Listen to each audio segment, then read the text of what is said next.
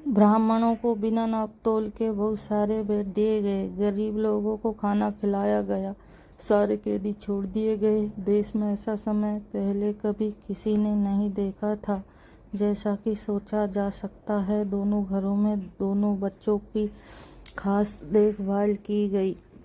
जब वे बहुत छोटे थे तो उनकी देखभाल के लिए कई दाइयाँ रखी गई थी, और जब वे कुछ बड़े हो गए तब उनको कई टीचर पढ़ाने के लिए रखे गए। उनको सब तरह की शिक्षा दिलवाने के लिए किसी भी पैसे या कोशिशों में किसी तरह की कोई कमी नहीं बरती गई। इससे वे दोनों शिक्षा और कला दोनों में ही बहुत अच्छे निकले। अपने पिता की तरह ही वे भी आपस में एक दूसरे से बहुत प्यार करते थे और दोनों अक्सर साथ साथ ही रहते थे। एक दिन वे दोनों शिकार खेलने के लिए एक साथ जंगल में गए। वहाँ वे दोनों घंटों तक शिकार की खोज में घूमते रहे। काफ़ी देर बाद राजकुमार बहुत थक गया और उसे प्यास भी लगाई।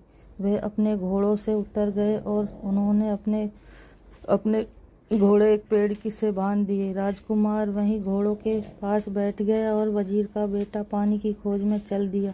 उसको जल्दी ही एक छोटी सी नदी मिल गई।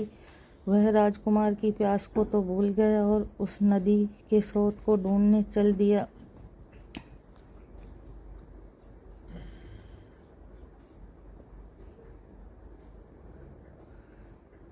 वह 1-2 मील ही गया होगा कि उसको उसका स्रोत मिल गया। वहाँ पर उसने एक बहुत सुंदर परी को देखा। शेर के सहारे बैठी देखा। उसने यह भी देखा कि वह शेर उस परी से बहुत डरा हुआ था। यह दृश्य देखकर तो वह आश्चर्य से चौंक गया और इसे बताने के लिए राजकुमार के पास दौड़ गया। साथ में उसने राजकुमार को पिलाने के लिए थोड़ा सा पानी भी साथ ले लिया। जब वह वजीर का बेटा राजकुमार के पास पहुंचा तो राजकुमार ने पूछा, अरे इतनी देर से कहाँ थे तुम और इतने डरे डरे क्यों दिखाई दे रहे हो? तुम्हें क्या हुआ है? वजीर के बेटे ने जवाब दिया, कुछ नहीं। राजकुमार बोला, कुछ तो हुआ है, तुम्हारे चेहरा बता रहा है कि तुम्हारे साथ जरूर कुछ हुआ है।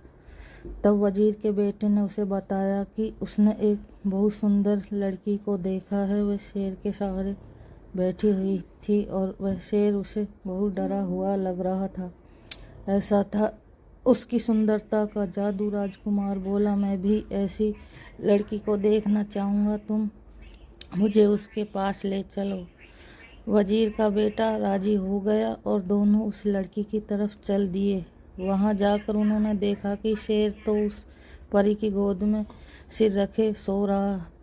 वजीर का बेटा बोला, डरो मत, हम उतनी देर में उस लड़की को पकड़ लेते हैं। जबकि शेर तो सोया हुआ था।